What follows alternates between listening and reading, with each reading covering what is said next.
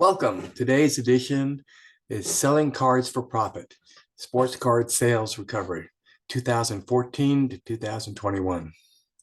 We begin with a history of the card manufacturers and look at the progress of these companies over the years, starting with Fleer. Fleer began selling confectionaries in 1923 and cards from 1959 to 1963. 1982, they had their first annual set, and in 1995, they purchased Skybox. By 2005, they experienced bankruptcy, and Upper Deck claimed their trademark. Fleer was no longer available, and this ended in 2009. Upper Deck came on the scene in 1989 with their inaugural set.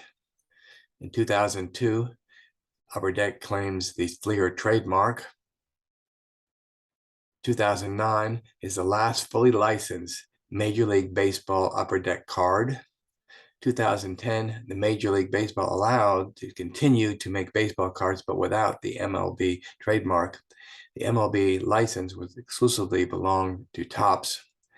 In 2022, Upper Deck still produces National Hockey League and Marvel cards. 2022, Pinnacle Donruss. Donruss began in 1954. In 1981, Donruss produced its first annual set. 1983, Leaf comes on board. 1986, Pinnacle is now on the market. 1988, Pinnacle acquires Score.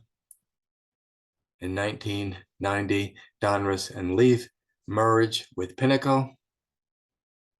1996, Pinnacle acquires Donruss.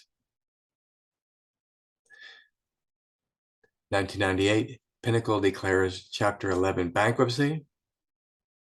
1998, Pinnacle is acquired by Playoff, and now we have Playoff Donruss with trademarks for Score, Pinnacle, Leaf, and Donruss. 2005, Major League Baseball declines to renew Donruss Playoff license. 2009, Donruss Playoff is bought out by Panini. 2014, the return of Donruss as Donruss Panini. And today, Panini has Prism, Donruss, Diamond King Select, Optic, Flawless, and NFT. 2022, Fanatics Topps. 1938, Topps came on the scene. 1948, Bowman appeared. 1952 was Topps' first annual set. In 1956, Topps acquires Bowman. 1991 to 2002, Stadium comes on the scene as a premier brand for Topps. 2022, Topps is acquired by Fanatics, which have conclusive control of the MLB license to produce baseball cards. And Fanatics Topps produces numerous brands, including Gypsy Queen, Heritage Archives, Living Set, Definitive, Chrome Black, Infinitive, Tribute, Bunt, Candy Digital, NFT. Major League Players Association. In the 1960s, royalties from baseball cards helped strengthen and transform the Baseball Players Association into one of the country's most powerful unions. Over the years, the money charged for licensing royalties, player marketing, and sponsorships contributed significantly to the rise in baseball card prices. The 1994 strike hurt the card market considerably, and also the threat of the lockout dispute in 2021 and 2022. Players' contracts, trademarks, licensing, and monopolies, greed on the part of the baseball unions, sold rights or contracts until there were too many card makers, and eventually changed to exclusive rights. Greed on the part of baseball manufacturers, things like the antitrust laws, breaking up the Topps monopoly, bankruptcies, buyouts, and lawsuits. And greed on the part of the licensing boards, licensing trademarks for the Major League Baseball, the NFL, and then dealing with trademark infringements. Baby boomers, as baseball card collectors, 1952 to 1974, the boomers treated baseball cards as playthings, not as museum pieces originally. They fondled, flipped, traded, and stuck them between the spokes of their bicycles. They enjoyed the thrill of just opening the pack and the element of surprise. They loaded them in boxes and left them in basements, attics, and closets when they went off to college. Coming of age, these middle-aged men playing the role of good dad and reliving their past 1987 to 2004. They reminisced on memories of their favorite baseball heroes of bygone eras and the art of trading cards. Now having jobs and discretionary incomes, there were few limits. They collected in order to spend quality time with sons and daughters, teaching appreciation, value, savings, and investing. It was a soothing experience of collecting their favorite players, collating sets, and bringing order to a chaotic existence. It changed from the hobby collecting and working on collecting with their children to the working man's stock market. Thought that in 20 years, these cards would be worth a fortune. The influence from the trading card environment promoted an investment opportunity. Going to card shows, going to hobby shops, Beckett, price guides, all kind of inspired them to invest in cards. Grown men found themselves compulsively drawn to collect every card and assemble every set, hoarding pictures of other men for financial gain, snapping up hundreds of cards of the latest rookies. The man children quickly priced the actual children out of the market.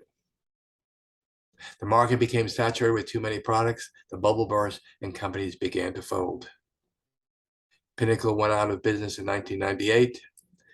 Pacific closed shop in 2001. Donruss bought out by Playoff. Fleer went bankrupt, and assets were purchased by Upper Deck.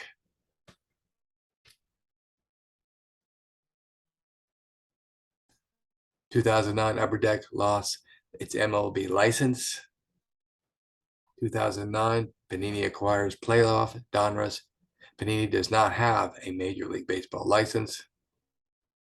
2021, Topps loses the rights to produce Major League Baseball cards.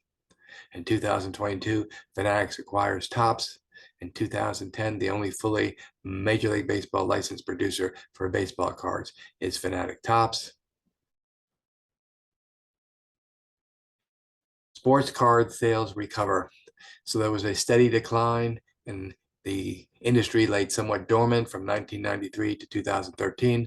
The rise suddenly became increasing in 2014 and existed throughout the teens, and it peaked in 2020 and 21.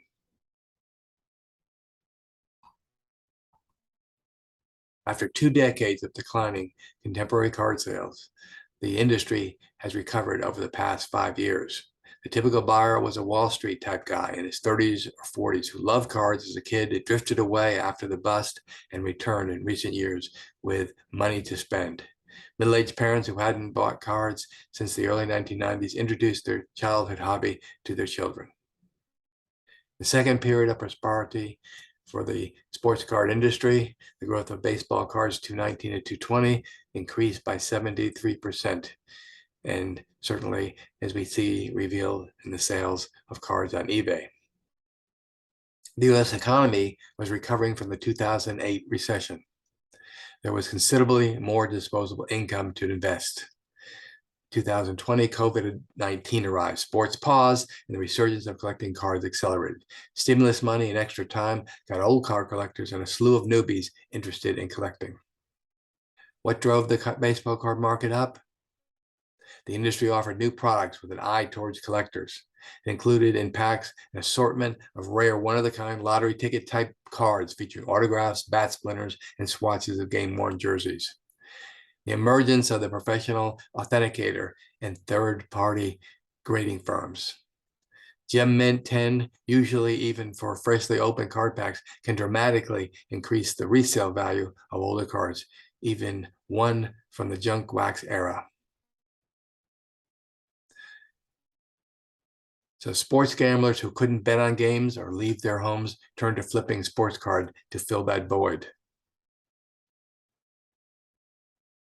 There was limited production and marketing cards with special numbers to show collectors how many were printed. It restored scarcity and the thrill of the hunt of the sports card market. So if you're interested in learning additional information about the baseball card industry, the history of baseball cards, profiting and investing in baseball cards, or ideas to bring the fun back to collecting, be sure to follow us below. Feel free to view our library of YouTube videos, and please take a moment to hit the subscribe button. Also, check out our eBay store where we have available for sale many of the cards shown on these videos. So take the rest of the day off, and we'll talk to you again soon.